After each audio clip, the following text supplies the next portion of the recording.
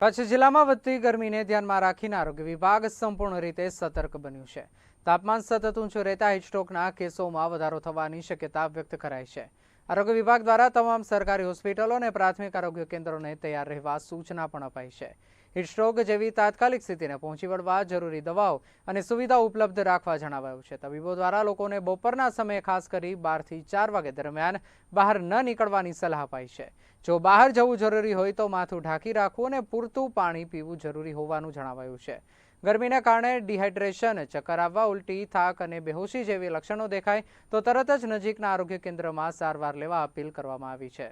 ભારત સરકાર અને રાજ્ય સરકારની જે માર્ગદર્શિકા બહાર પડી છે, એડવાઇઝરી જે બહાર પડી છે, એને અનુસંધાને એને ધ્યાને લઈ અને કચ્છ જિલ્લામાં જેટલી સરકારી સંસ્થાઓ જે છે એ તમામે તમામ સરકારી સંસ્થાઓને હીટવેવને અનુસંધાને જે કોઈ પણ કેસીસ આવે તેની તાત્કાલિક જે સારવાર કરવાની આગોતરું આયોજન કરવામાં આવેલ છે। સામૂહિક આરોગ્ય કેન્દ્ર પર 2 બેડ,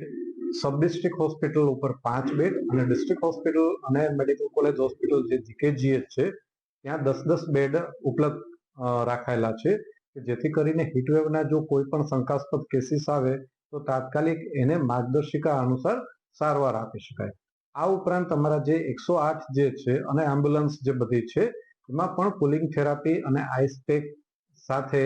એને સજ્જ કરવામાં આવેલું છે કે જેથી કરીને કોઈ પણ એવા શંકાસ્પદ કેસીસ આવે તો તાત્કાલિક એને સારવાર આપી શકાય। આ ઉપરાંત અમારા જેટલા પ્રાથમિક આરોગ્ય કેન્દ્ર જે છે અને શહેરી આરોગ્ય કેન્દ્ર છે એ તમામે તમામ આરોગ્ય કેન્દ્ર ઉપર જે આઈસપેક અમારી પાસે લગભગ 11,000 જેટલા આઈસપેક છે એ તમામે તમામ આઈસપેકને ફ્રોઝન કરીને રખાવેલા છે કે જેથી કરીને કોઈ પણ એવા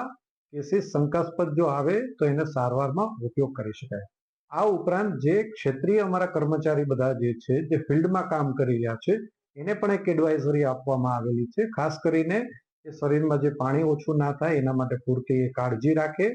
અને આછા સુતરાઉ કપડાં પહેરે અને બને ત્યાં સુધી જે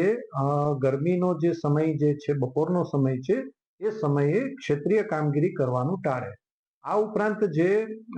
ફિલ્ડમાં ક્ષેત્રીય કક્ષાએ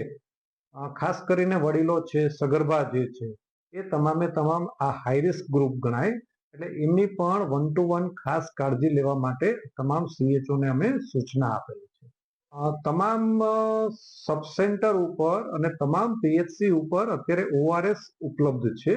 અને તમામ આશાબેનો પાસે પણ ઓઆરએસ ઉપલબ્ધ છે એટલે જરૂર જણાય જેને જેને પણ જરૂર પડે તો ત્યાંથી એ લોકો ઓઆરએસ આપવામાં આવી રહ્યા છે। લોકોને ખાસ